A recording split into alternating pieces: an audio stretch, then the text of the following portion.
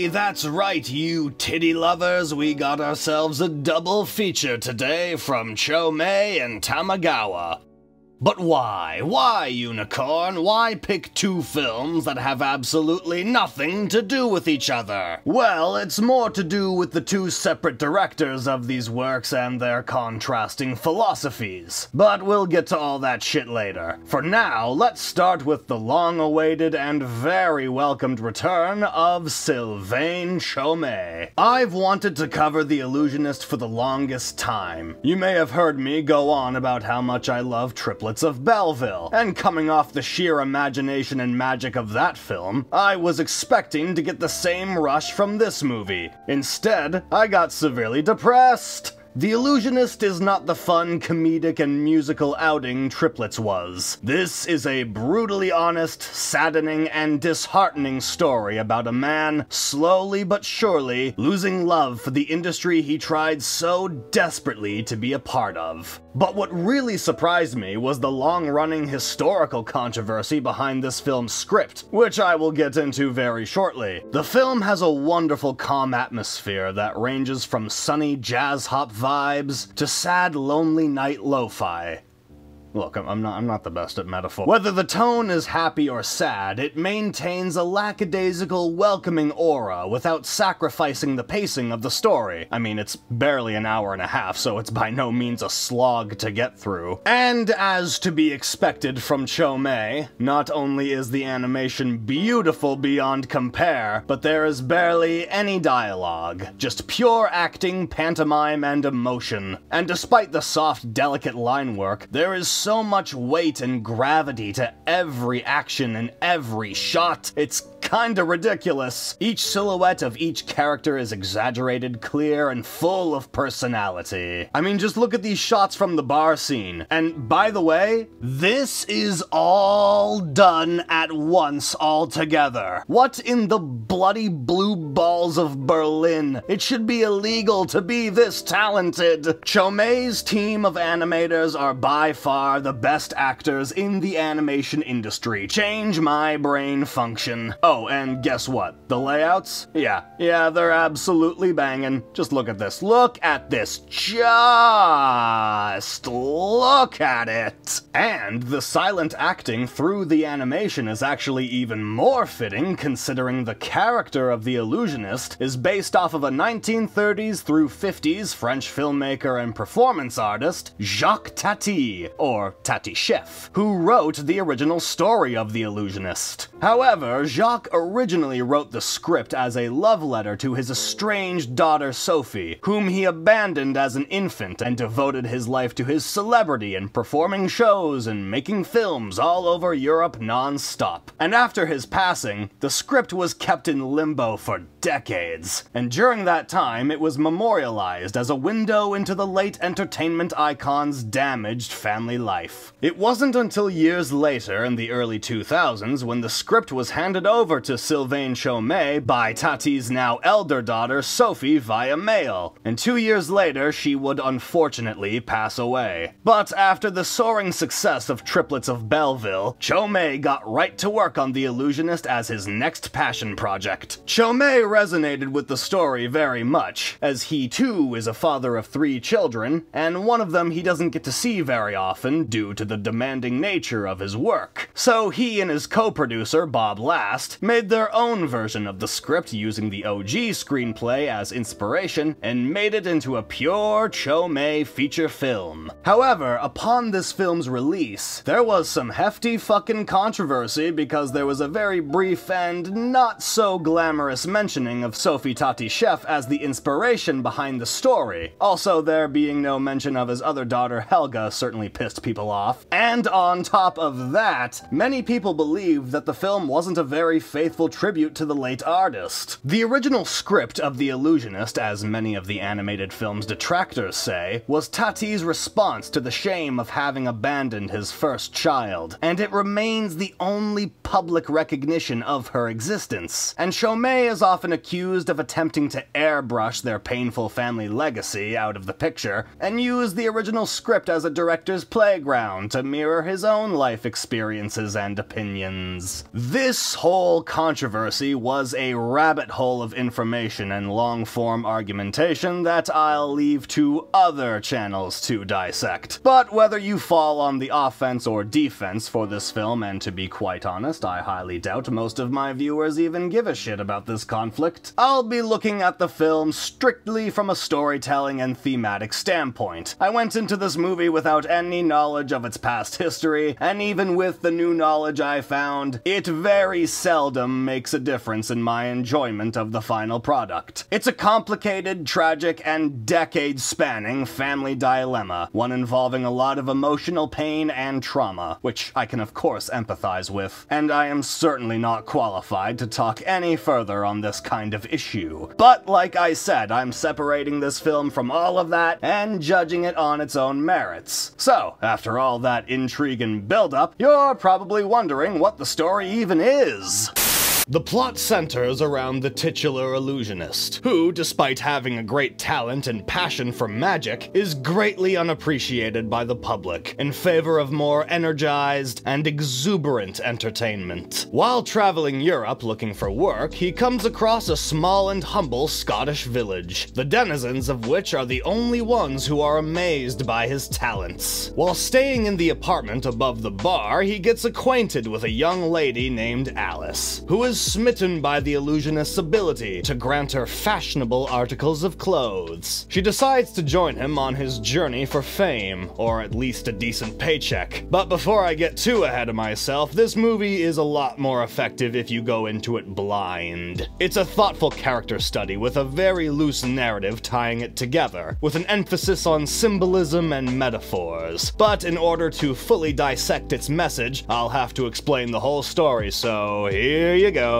Upon their arrival in Edinburgh, which again, holy shit, the layout artist just made this city look fucking magical, the illusionist and Alice move into a very dysfunctional music hall, theater / apartment complex, home to other underappreciated performance artists, such as acrobats, a ventriloquist, a clown, and other weird silhouettes. And here, the illusionist meets an agent who vehemently supports him. Granted, it's most likely because he's trying to keep the theater from falling apart, but like, he forces his audience to applaud the illusionist, so like, he's trying to support him, and while he's not exactly in the Fortune 500, the illusionist is actually making consistent money now. However, during their stay in this city, Alice becomes more and more greedy for material goods that the illusionist supplies her out of the goodness of his heart. He tries to explain to her he's not actually magic, he's just a magician, a concept she fails to grasp. Still, the illusionist obliges with gifts whenever he can with the money he has received from his new gigs, making many hefty financial sacrifices for his new surrogate daughter. Which, by the way, in reference to the real-life Sophie Tati chef, throughout the film, our somber protagonist reminds himself of his estranged relationship with his daughter by glancing at a tiny snapshot of her infant self that you can barely make out until the movie ends. Again, while many see this as a point of criticism for the film, I actually think it's a great addition. It subtly shows that this man obviously has a past he's not proud of, and he's trying to put his best foot forward with Alice as a way of mending his parental mistakes, even though it's costing him greatly. Soon enough, the illusionist lands another job at a garage to earn extra money for his,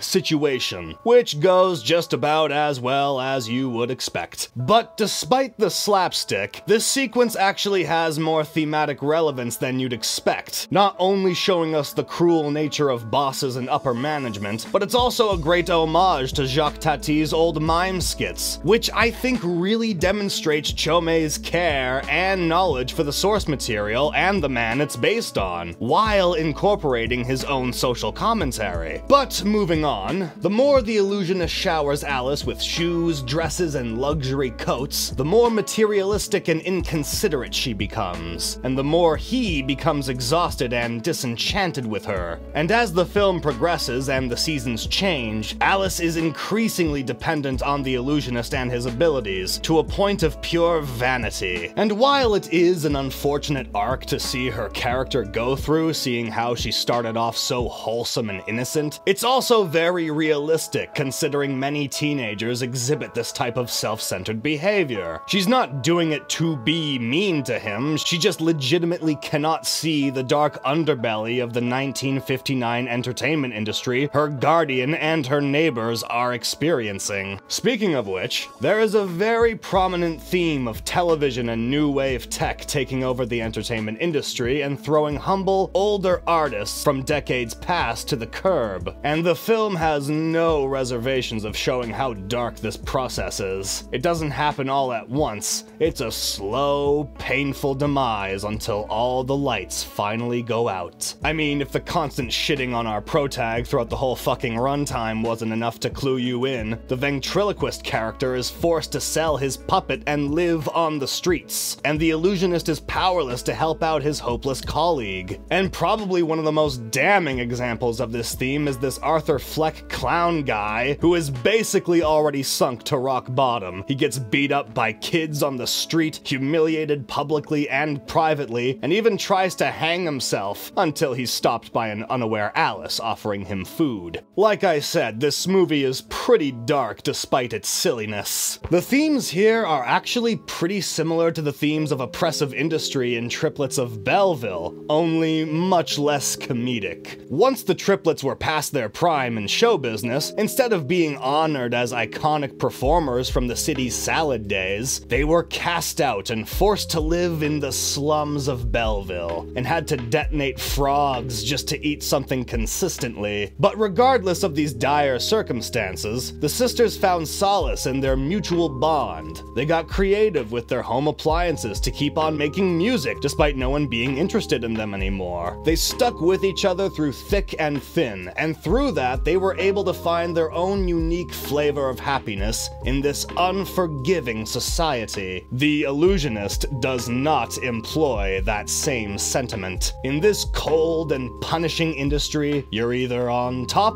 or at the bottom. You have to make sacrifices to your style and integrity in order to thrive, and even then, you can easily be replaced by that fucking mouse man! Even at the Scottish bar, once the illusionist's act was over, he was immediately replaced with a bright and colorful jukebox, playing one of the same songs from that British band, the Bertoons, at the beginning. There's also a strong visual theme of clothing, and how clothing reflects the mindset of the characters. Alice starts off the film in torn, muted rags, but then the illusionist gives her bright red shoes, then moves on to the fancy white coat, then the white high heels, the casual homeware, and finally culminating in her fanciest getup with the blue dress. Alice changing her articles of clothing is reflective of how willing and enthusiastic she is to hop on the latest trend, whatever to make her look like the pretty women she sees on the street, only for her to become that same type of woman that serves to make other girls feel jealous of her possessions. Contrast that with the illusionist, who starts out in a red suit, but stays the remainder of the movie in the same uninteresting brown and tan getup, to represent how unwilling he is to change his ways and his style for newer audiences. And once he's coerced into wearing more bright and lavish clothes for his short-lived advertising job, he simply can't stand the embarrassment it brings him. This brings us to the final act of the film, where the illusionist officially gives in and calls it quits. The music hall is out of business, all of his friends are gone, and Alice's attention is completely elsewhere now that she's dating a fine young gentleman. The illusionist boards a train and leaves Alice some flowers in their now former apartment. And to her dismay, her protective guardian has left a heartbreaking parting message. Magicians don't exist. A devastating legacy to leave behind. The illusionist has lost that spark in him. That wonder that he tried so desperately to bring into the world wasn't appreciated by the world, and the constant rejection, boredom, and apathy he was getting from his audiences was just too disheartening for him. And as someone who has had similar feelings about my own pursued craft in life, yeah, I get it. Industry can kill your ambitions, and even worse, it can can crush that creative spark in you forever. But even with all the harsh crowds and soulless producers that inhabit this world, there is an audience for everything. And that's something The Illusionist failed to recognize. Like way back in Scotland. Yeah, they're not the type of people you'd see at the opera, but hey man, they loved your magic. That was probably the best entertainment they've had in years. And that Scotsman you made friends with is literally the most wholesome character in the movie. I love him. While I don't necessarily agree with The Illusionist's final choice, I do completely understand it. In the midst of a shifting zeitgeist of pop culture, trying to swim in the constantly changing waves is nearly impossible. And that is punctuated when in the final minutes of the film, the illusionist has a chance to switch the child's stubby pencil with his own pencil, but chooses not to. After all, if magicians don't exist,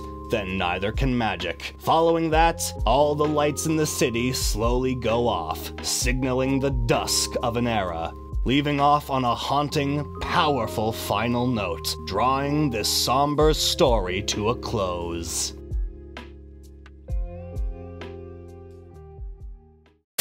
So, like I said, this movie is depressing as hell, but god damn is it ever worth your time. Because through all the sad and cruel realities the movie makes light of, there's a light-hearted tone that shines in every shot. A calm, cozy feeling that can only be emulated through the delicately hand-drawn landscapes created by these brilliant artists. Not to mention, its ending is one of the most memorable and emotionally crippling things you'll see in a long time. Now, as for how it stacks up to Triplets, and this may sound like a cop-out, but I honestly believe it's just as good. They're completely different, yet they offset each other perfectly thematically. Chomei films are their own strange entities, and the amount of patience, effort, and care that goes into every drawing, every facet of the world building and themes, is just exceptional directing, and he really makes you fully appreciate the truly high art of traditional 2D animation.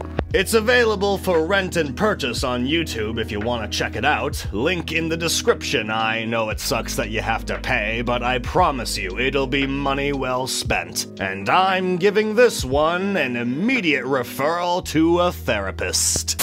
Okay, just so we're clear, Puparia isn't really underrated, but just trust me, I'm going somewhere with this.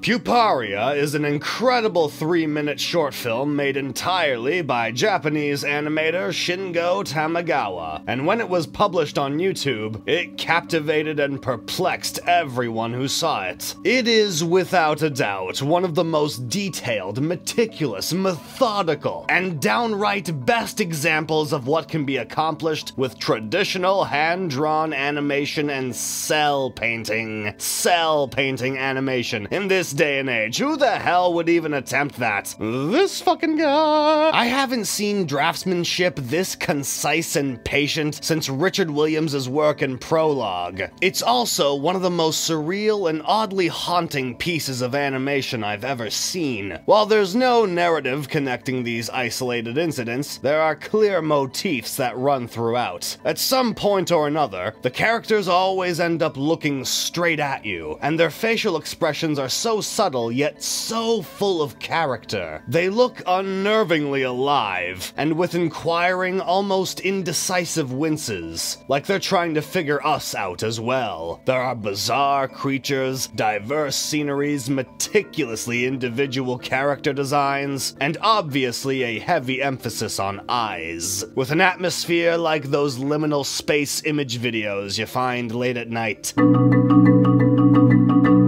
And in order for me to dissect the possible meaning of these images without sounding like I'm talking out of my ass, let's look to the man behind this madness. Shingo Tamagawa grew up heavily inspired by Hayao Miyazaki and Hideaki Anno.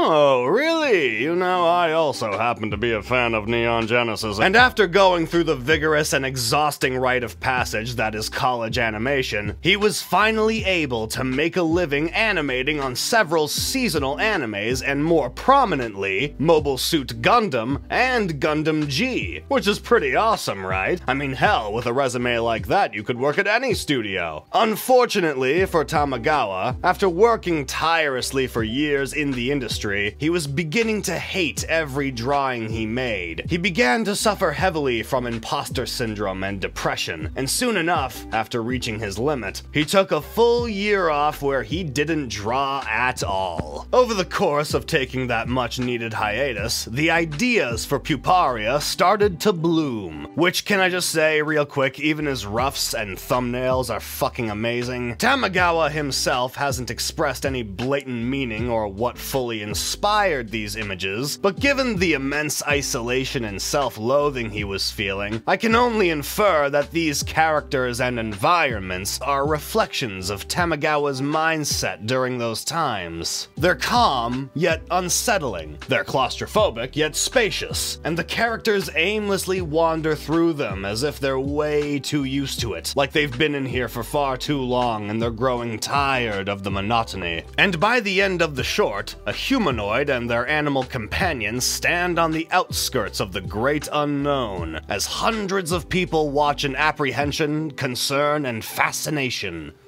Or at least what I can only assume to be those emotions. The figure looking back at this ogling crowd and making the decision to move forward into this vast land, regardless of what any naysayers say, could be representative of Tamagawa's choice to take on this kind of taxing and strenuous project, despite how many people were telling him not to, which would tie into the title, Puparia, Puparia, Puparia, Pupa, the transitional period in the life cycle of an insect where in order to survive, they must evolve into something greater and stronger than they once were. This could be what Tamagawa was trying to convey given his disenchantment with the anime industry and his apathetic attitude towards his own art. In order for him to get over this mental hurdle, he had to force himself to evolve into an artist that made work he was proud of. But that self-doubt and disillusioned feeling he had would unfortunately only get worse as he worked on the film, because in 2018 a little movie called Into the Spider-Verse came out, and once Tamagawa, and many of his colleagues for that matter, saw it, they felt a great level of defeat. And yeah, I can identify with that. I mean, Jesus Christ, what's even the point of 2D hand-drawn anymore if you can do all of this with computers? They felt as if the ceiling had already been broken, and there's simply nothing greater you can achieve with the medium of animation after this. However, Tamagawa has a great philosophy to combat this. チャレンジングな表現とか、こう今までとは別方向の作り方みたいな、そういったものを許容してくれるような空気感っていうものがやっぱり多分昔よりだいぶ減っちゃったっていうのもあるし、なんかもうちょっといろんな方向性のアニメーションが日本にあってもいいのになっていうのは僕自身ちょっと思っているところがあって、今回なんかああいうバカみたいに手間のかかる作り方をしたっていうのは、ある種そういうもうこういうふうに勝手に自分のやりたいことを好き勝手やりきったら面白いんじゃないのっていうようなセル表現だっていろんな方向性があるわけだし、別に簡易な方向で効率化重視で作るばかりじゃなくて、そういう方向でもっと美しいものというか、なんかこう見たことないもの、画面作りみたいなものをしようみたいな、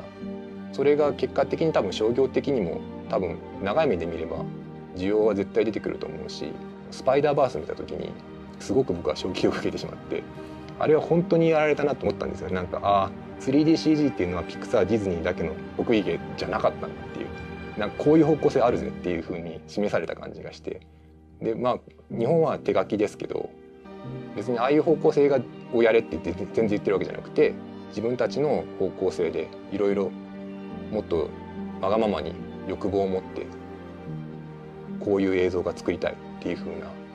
でも別に僕は効率化させるためにアニメを作りたいわけじゃないし、僕はなんか見たことないものがとか感じたことのない感覚みたいなものを感じたくてアニメを作ってるので、やっぱりそういった喜びみたいなものをみんな持ってると思うんですけど。